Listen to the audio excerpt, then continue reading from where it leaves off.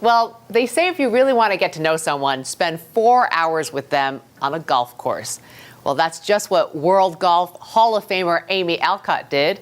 The result is her new book, The Leaderboard, Conversations on Golf and Life. Good morning, Amy. So good to be with you, so Julie. So good to have you in our studio. I'm going to get a putting lesson in a minute. I'm going to help you. I'm going to turn you into an A golfer. We'll see. Wow. Then you're a magician, too, not only a Hall of Famer.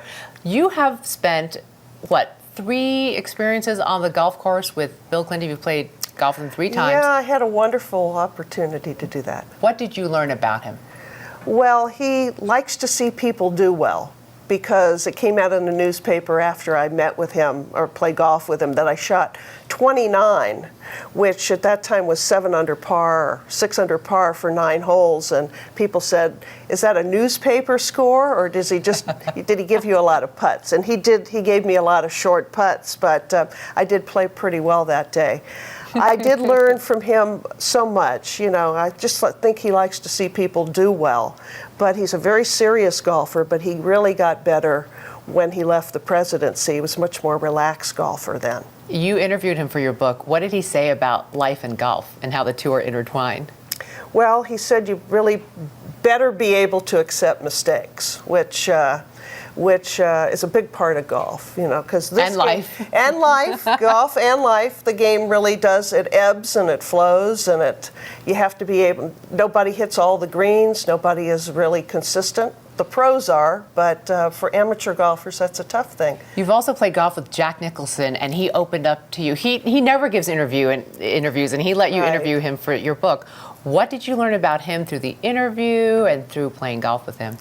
Well, Jack is a very private man, and I see him at the golf course all the time, and he just likes to play golf by himself, and he does, he said in the book he had a big temper. He had to get past that, but he's a great athlete, and he hits the ball well, but he takes it really seriously. And he didn't start taking it up till in his 50s, right? Yeah, he makes a couple comments in there about, the game and how he loved all kinds of team sports. Of course he loves basketball, but golf, is always the difficult sport for people to take up. It's the toughest thing to master. And people who do things and they do them really well, they find golf just so tempting because they want to master it, and it's not a sport you can master. You may conquer it for a day or 2, but you don't master it. That's why it drives people crazy. It drives you nuts. I'm going to make my first, not my first attempt at putting, but you tell me what I'm doing right or wrong. Okay, well, what I like, go ahead and hit one putt for me. Let me see how you hit it. Back and through. Okay, now hit me one. That's not bad. Look, it throws the ball right back. I know. I love it.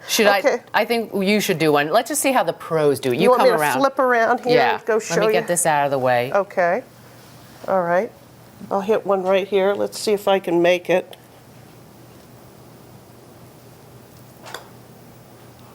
Well, I didn't even make it. Well, I don't feel so bad now. You want to do another one?